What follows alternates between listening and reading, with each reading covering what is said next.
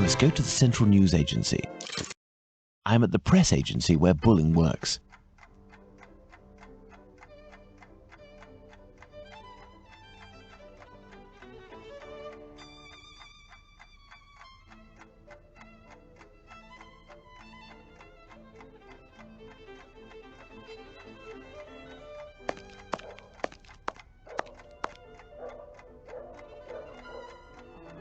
A mirror.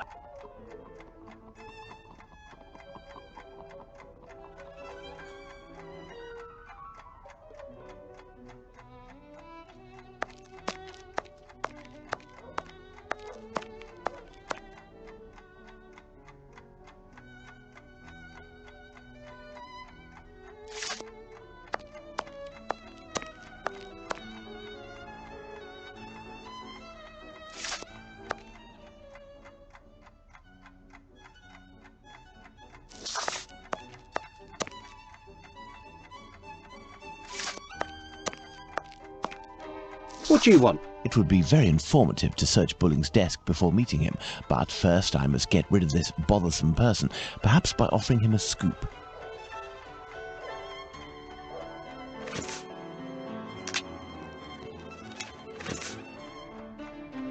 Good evening. I'm looking for Tom Bulling, the journalist. He isn't here. He must be sleeping off somewhere. He gave me a tip. He wanted to save a scoop for me. He always gets a good dirt, and yet when he comes in here, it's just to warm his behind. Look, he pulled his desk over the stove.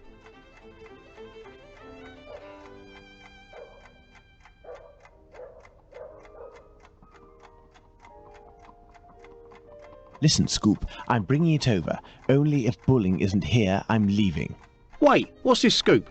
Bulling promised me a reward for info. There's a charlatan who does spiritualist seances that are a little bit special. He steals corpses from the morgue, puts makeup on them, dresses them up, and then uses them as puppets. I'll give you your dues. We'll pay you if this info is true. I'll write down the address of the hideout on the crook's leaflet, but the police will be in on this one, so you better get there in time. Understood. I'll go alone. Too bad for Bulling. Hey, you wouldn't have a little something in advance? Look on Bulling's desk. I know that he always leaves a few coins around for his snitches. Cheers. Watson won't be pleased that I'm divulging the case, but I don't see any other way.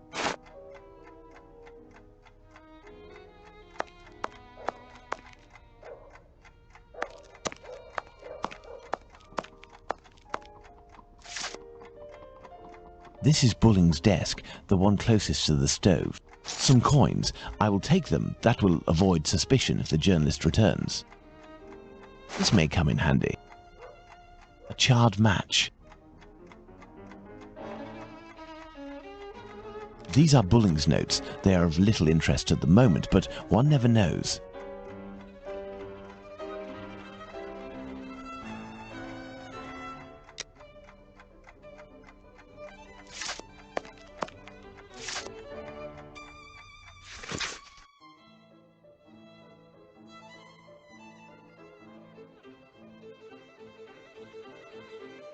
Even handwriting, yet fairly recognizable.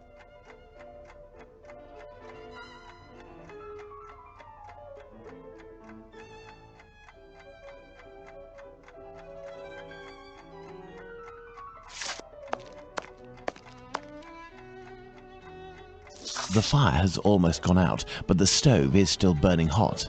Bulling recently used the stove.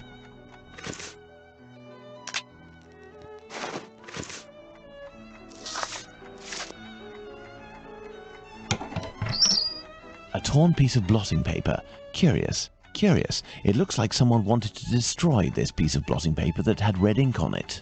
I can make out a few more letters, but backwards. I need something to help me.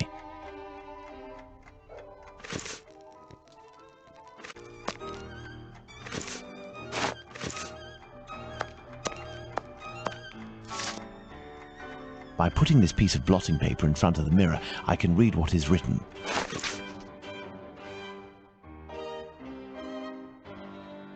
Apparently, our journalist gets his information by telephone too. Sadly, the name is almost erased.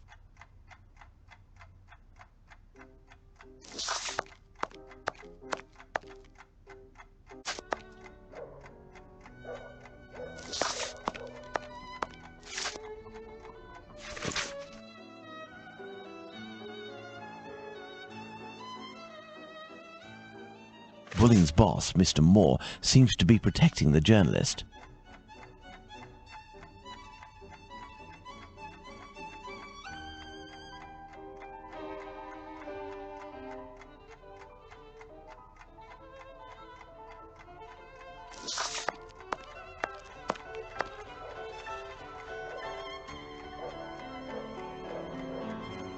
I need more information.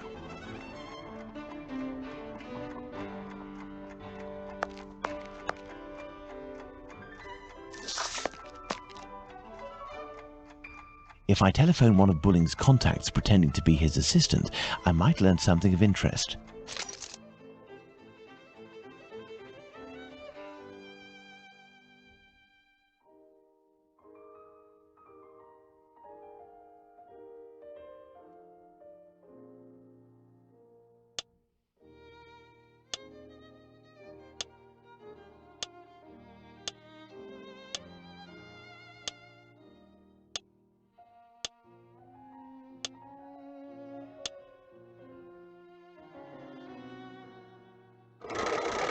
Walesby 1875, an ingenious way to save his contact. Central, Walesby 1875, if you will. Thank you, I will wait. Walesby, I am listening. Hello, my dear man. I'm calling on behalf of Tom Bulling. Bulling? So you know where this hypocrite, this liar, this... Not at all. He is currently unobtainable. In the meantime, he has left me with a note asking me to pursue his work, and he told me that you were aware... That's just great. I dropped everything off at his agency, but he didn't even bother to do the same for me. Tell me he at least gave you the information that I was asking in return. I am ready, sir. I'm listening. Do the police have a suspect for the bizarre theft of cigarettes and carrots that took place at the Commercial Street Market?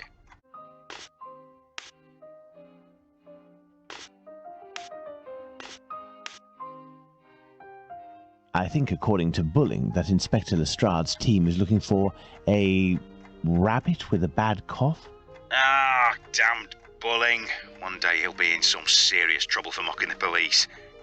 And now, can you tell me, with regards to the parliamentary scandal, what did the head of the Whig Party respond to the Tories who were treating him as a great incompetent?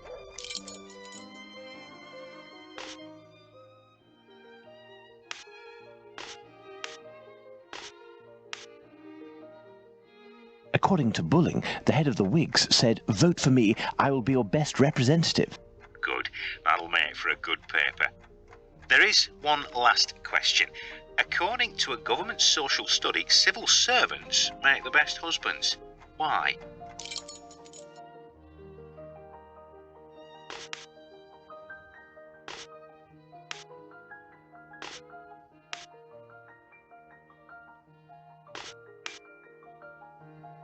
I believe I can confirm that it is because civil servants aren't tired and have already read the paper when they come home from work. Very true. Good. It seems like Bulling has finally done his work. As everything is all in order, can you now tell me where the information is that you sent to the agency? Yes. There is a large brown envelope near the dispatch cabinet. It's in there that we exchange our tips with Bulling. 1,000 thanks. Goodbye, sir. My salutations to Bulling.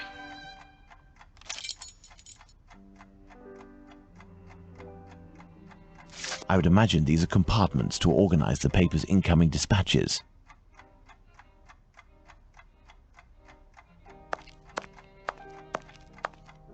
There are several documents in this file. Let's see. I wonder why Bulling is studying this tale about Spring Heel Jack so meticulously.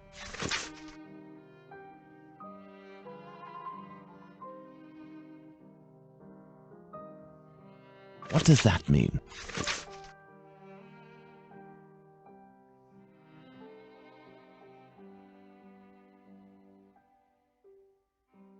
Well, a piece of information about the murders transmitted exclusively to the police without informing the press. That has piqued my curiosity. Perhaps I should go to the police station to get more information.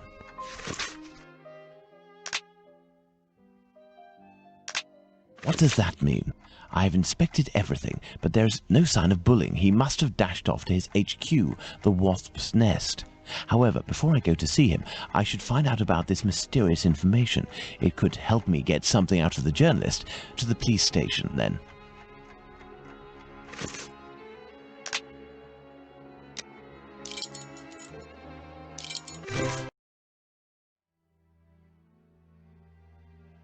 Let's go to the police station.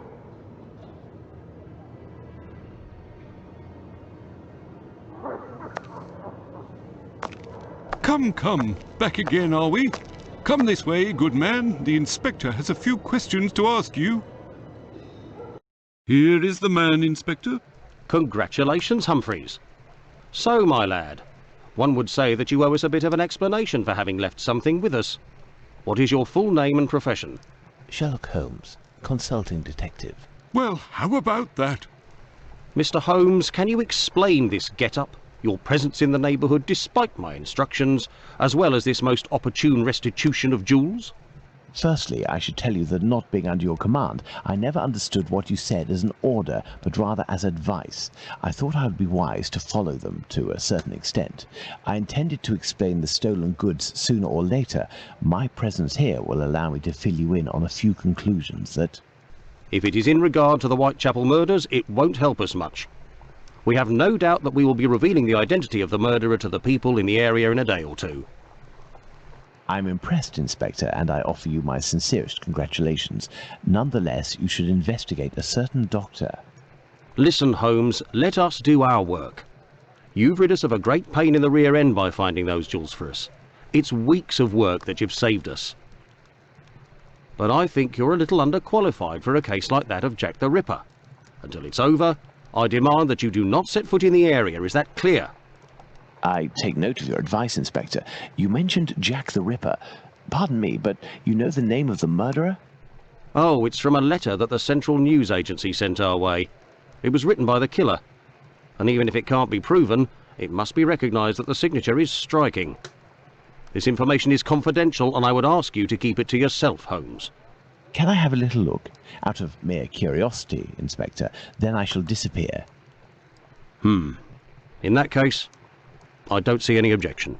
Thank you so much.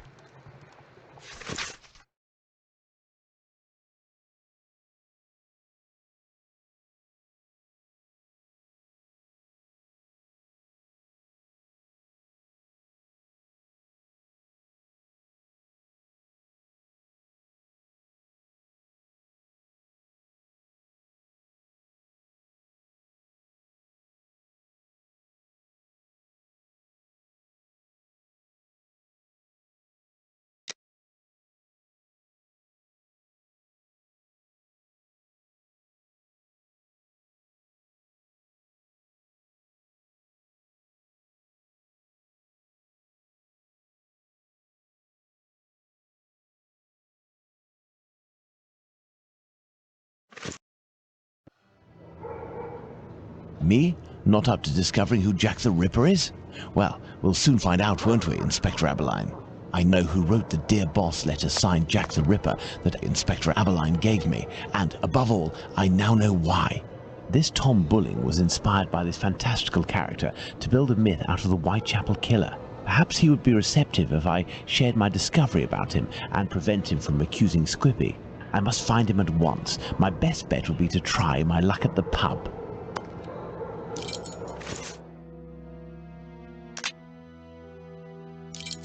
Ah, Holmes, I got your message, and here I am.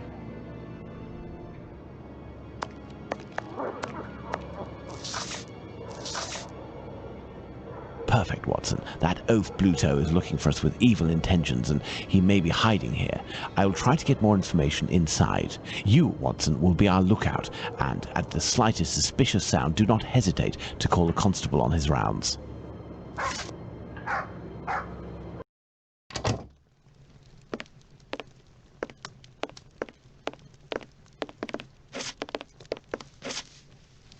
Good evening, Mr. Bulling. We know each other? No, however, I have some information that may be of interest to you. Talk, my friend. A pint for you if what you say is worth something. Does it have to do with the Whitechapel murders? Indeed, I know the identity of the man who wrote a letter to the police, a letter entitled Dear Boss, in which the author claims to be the Whitechapel murderer and is signed Jack the Ripper. What? It's a journalist who was inspired by Spring-Heeled Jack in order to strengthen the credibility and the seriousness of his agency. This new Jack will give him some first-hand information that he, in turn, will dole out sparingly to the authorities, as well as some carefully distilled indiscretions that the big papers will come to beg of him. He plays both sides off against one another and becomes the chief orchestrator of the rumour. He wrote this letter in this very spot, and he has red ink on his fingers. Like you. What exactly are you after, my friend? You've been threatening a certain Squibby to distribute a telegram naming him as a possible suspect in these murders in revenge for an old feud. I would suggest you don't write this note, and that you leave Squibby alone. I'd forgotten about the existence of that rapscallion. I threw that at him when I was visiting the station to get the dope. You should have seen his face. You must also stop sending these letters that waste the authorities' precious time. Right, well, I don't even know what you're talking about. I have a great relationship with the Bobbies. Just ask around. I don't have to answer to nobody. Now leave me alone. Farewell, sir. Good riddance.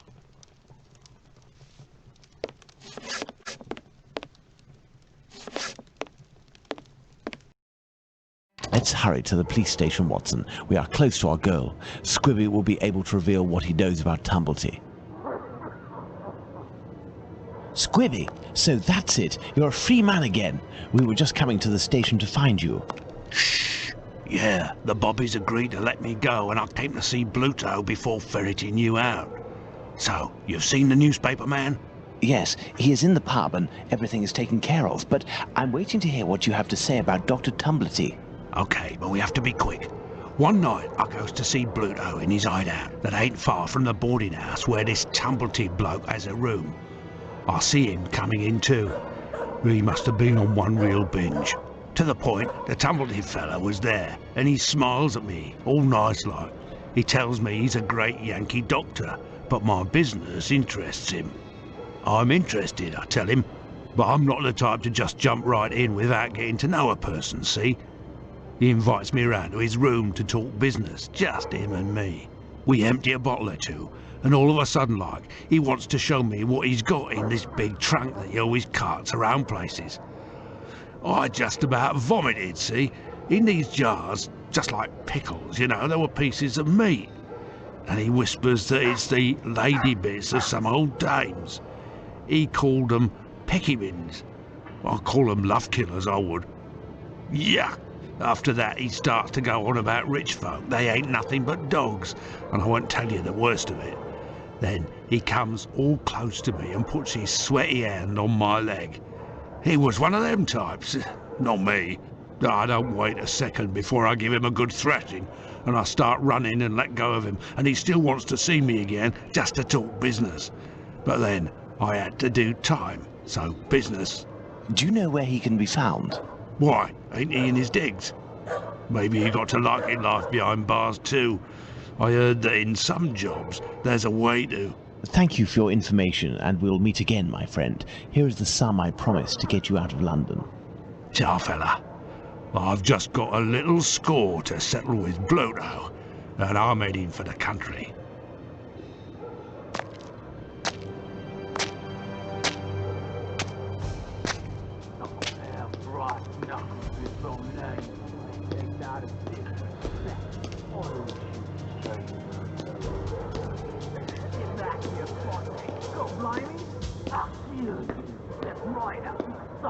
Lipski!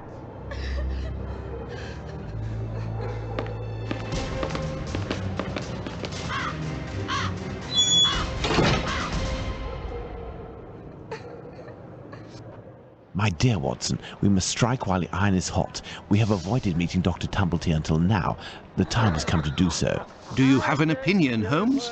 We must assure ourselves that the factor collector of female organs and a murderer who removes said organs are resident in the same area at the same time is nothing more than coincidence.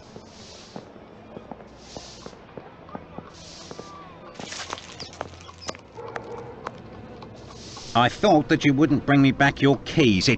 Oh, it's you, Mr. Holmes. Good evening, Dr. Watson. Indeed, it is I again. One of your tenants left without returning his keys?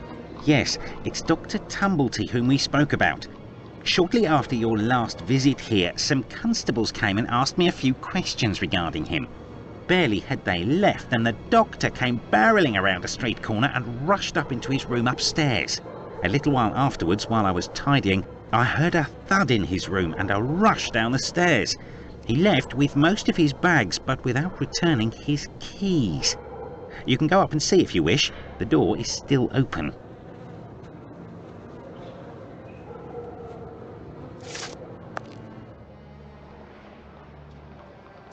I'm missing some information.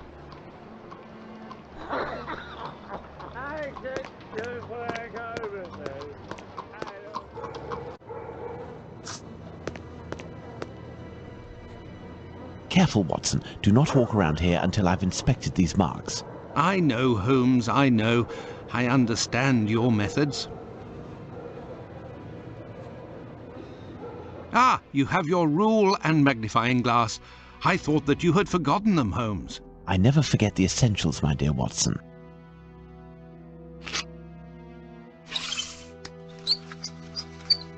Size 13.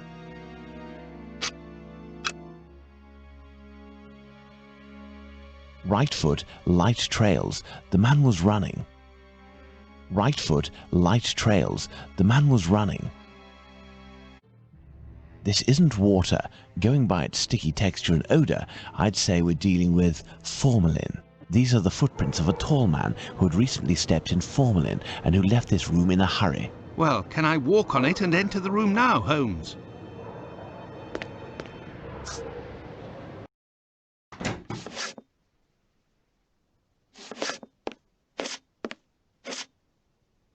Going by its size, this enormous trunk must be a wardrobe. These brackets are rather unusual. What do you think, Watson? Let's see, Holmes. These are the names of the battles from the American Civil War. There are a few pieces of a large glass jar in this puddle. The man who left the footprints on the ground must have walked in it while fleeing.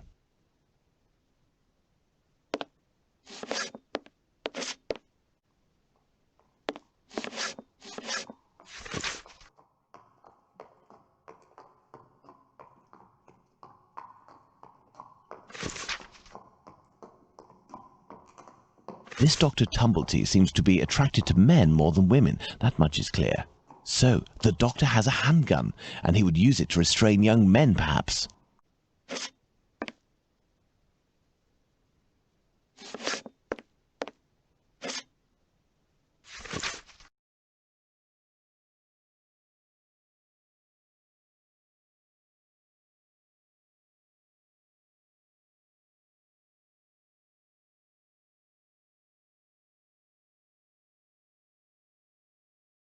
If this letter is addressed to him, it would appear our doctor is a veteran of the American Civil War. Vicksburg is the key. Now, that is interesting.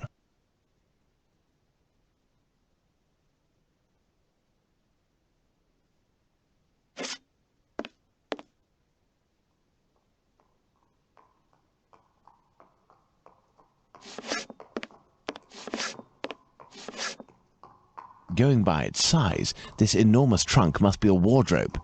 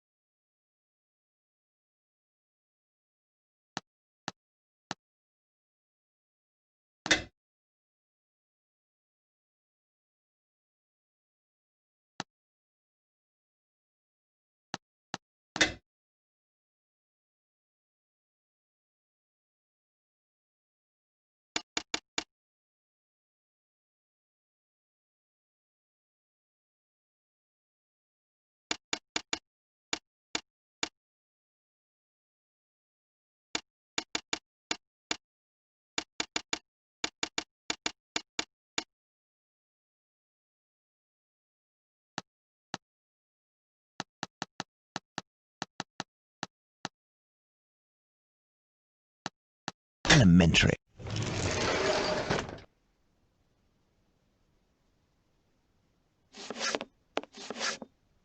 This is dreadful, Holmes.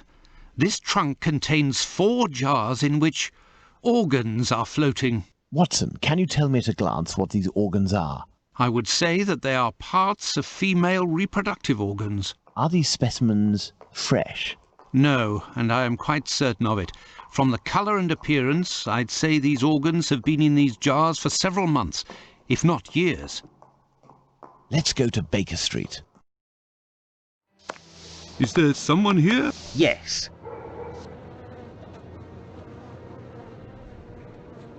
What's going on, Finley? You seem to be in a panic. The 2 police officers wanted to know if someone suspicious had entered here. The Whitechapel killer has struck again, and if I understood correctly, he killed 2 women in the past few hours. Where? I don't know. The police didn't tell me anything. Quick, Holmes! We must catch up with them. Certainly not, Watson. Mr. Finley, do you know if the doctor had any other pieces of luggage up there apart from this trunk? 1 or 2, I think. Do you take care of the doctor's laundry? My wife does laundry for the tenants once a week. The sheets likewise. Would you be kind enough to let us know as soon as possible if the doctor shows up again? Certainly. I'm just worried that he won't be back, you see, and I'm annoyed about my keys. Holmes, I don't follow. The Whitechapel killer is, at this very moment, very close by, and we are just staying put, twiddling our thumbs. The Whitechapel killer has always been nearby, and what will we do? Go back to the scene of the crime or crimes and mix with the onlookers and trample the crime scenes even more? No, our time will come. Let's return to Baker Street. Let's go back to Baker Street. Home, sweet home. We were less than 200 feet away from the first victim a few minutes before she was murdered. We might even have heard the murderer's voice, and we haven't done a thing for the past week. You're the one not doing anything, Watson. For my part, I had been working, and as you know, I've made good use of this week by tracking down and verifying all of the solid facts on these 2 murders to write up the notes that are on my desk, read them over again and try to gain a bit of perspective.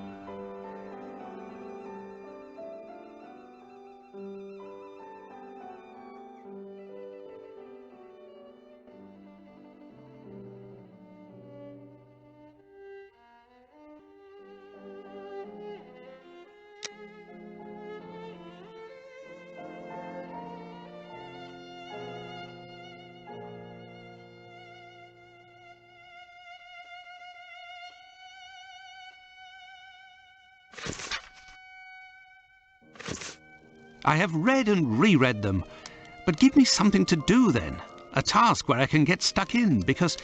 Find me a slaughterhouse that will give us exclusive use of its block for an hour, and find me, in your opinion, which common animal shares the most characteristics with humans from a physiological point of view. Pig? I don't even know why I asked that question. Pray, find a dozen fresh pig's heads, Watson. Not big heads, I prefer small ones. Sows? That's it, Watson. As soon as you have done that, let me know. I request that you search in Whitechapel. Who knows, perhaps you will learn something about where Dr. Tumblety may be hiding. There is also no shortage of slaughterhouses and pig's heads in those parts.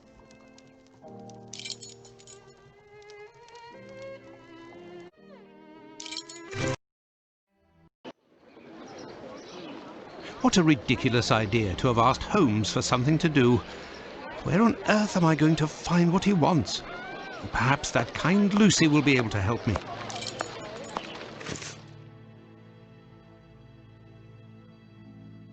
I must go to Miss Bella's. I must go to Miss Bella's.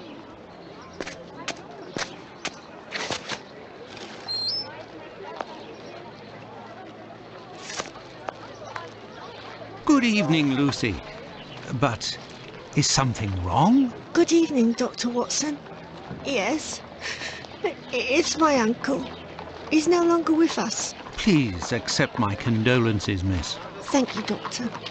But why are you here? Can I help you?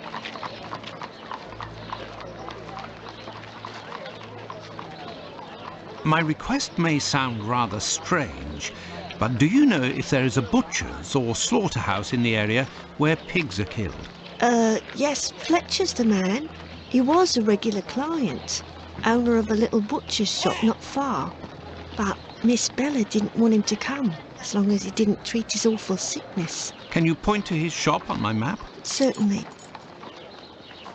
Do you know anything about the 2 latest murders? Oh, goodness me, no.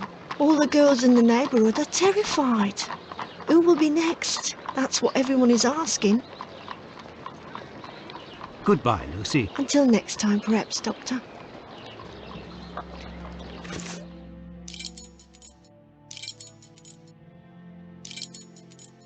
Ah, there's Fletcher's butcher shop. Closed due to illness. If the proprietor is ill, the butcher's block is probably not being used. Perhaps I can use it. Now, where could a sick butcher have got to? Yes, if Fletcher is ill, he should be here.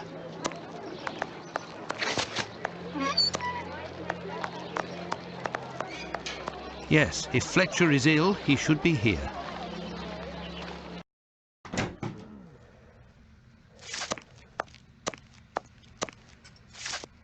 Good evening, Dr. Watson.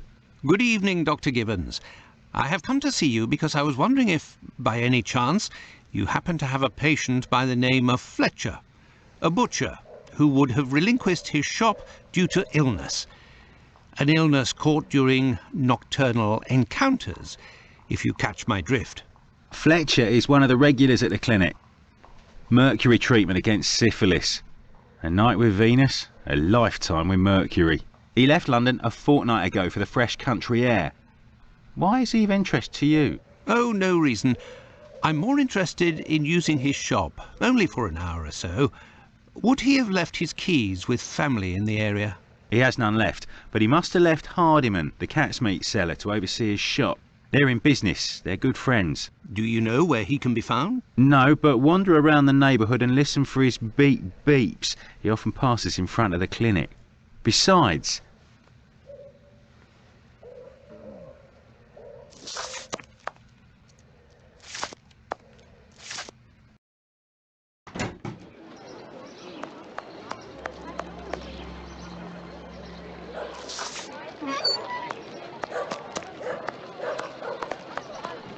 It's me that you're looking for, sweetheart.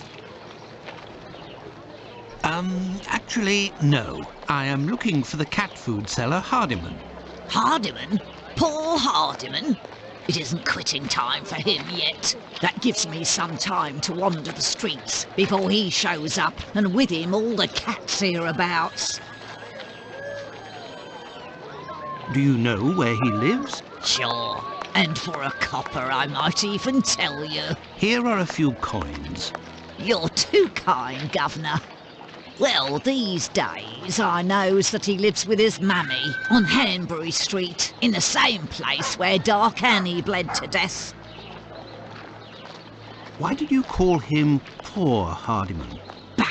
He's in grieving, of course. Just a few weeks ago he lost his wife. And 3 months before that, his girl, poor fella. He was in tatters. Even came to cry on my shoulder, believe it or not. Well, I must leave you. I must go to Hanbury Street.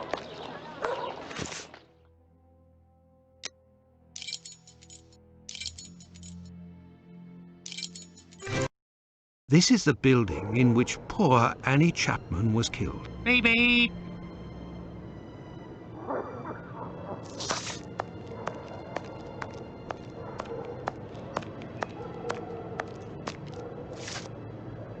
Beep beep. Hello, are you Mr. Hardiman? That's me. I am Dr. Watson. I have come to see you about Fletcher's shop. I would like to use it for an hour or two, if you have the keys and your rates are reasonable. Do you want to operate on someone in the butcher's? Not at all. One of my friends needs it to prepare pig's heads. Well, why not? Fletcher certainly wouldn't mind, but there's a problem. A problem? How so? This morning, the neighbour above broke his key in the door. The old boy must have already had a drink. So? Well, I tried my best to unjam it with Fletcher's spare key, which is pretty thin, and bam, that one broke too. Hard luck. But if you have the end of the broken key, perhaps it can be fixed. It must still be upstairs. I didn't pick it up. Fletcher has a key too, so I didn't think it was a problem. Fancy, if I just had another key with a simpler blade, I could copy it. I'm great at odd jobs. Fine, I will try to find all of that. Well, see you later then. Goodbye, sir.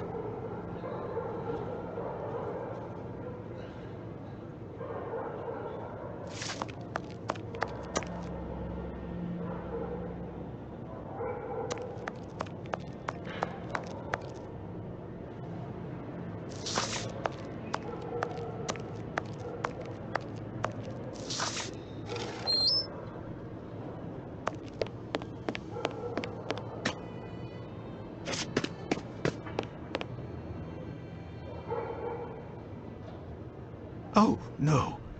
But what a... Ah, how dreadful.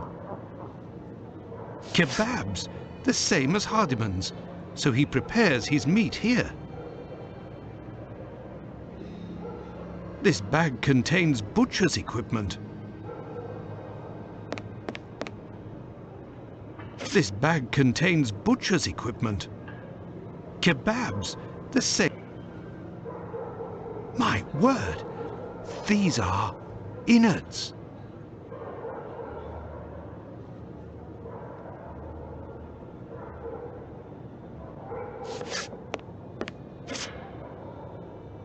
Where can I find a key with a simpler blade?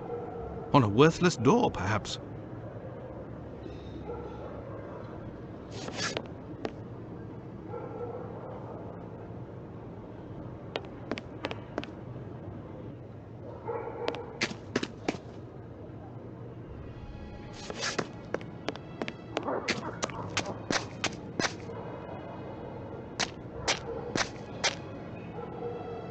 This key was left inadvertently.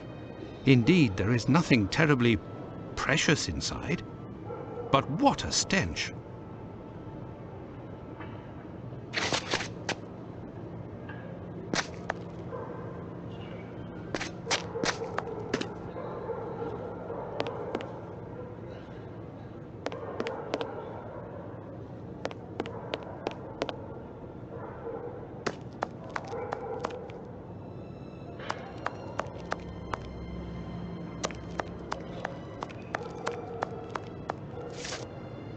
Have you found everything I need to remake the key?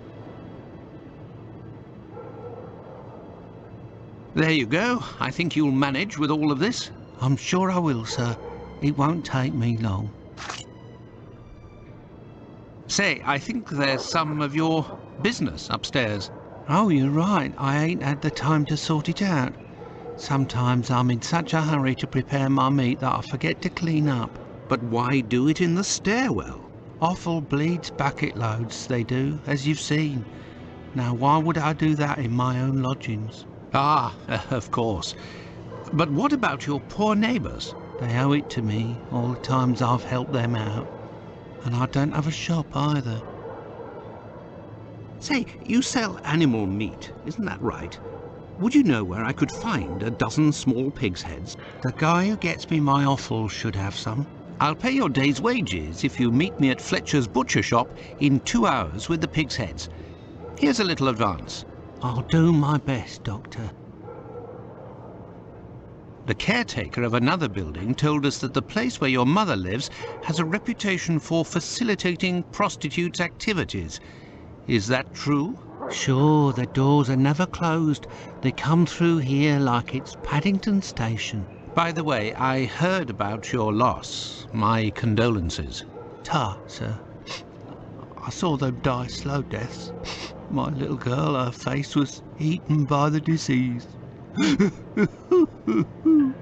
Thank you, my friend, and please forgive me for bringing up such painful memories. Go, I must do my rounds, and I will look for what you've asked for. As for me, I will go and find Holmes, and we will go to the butcher's together. Let's return to Fletcher's butcher shop. Your heads are on the block inside. Say, you wouldn't be the same chap who bought my whole load the other day?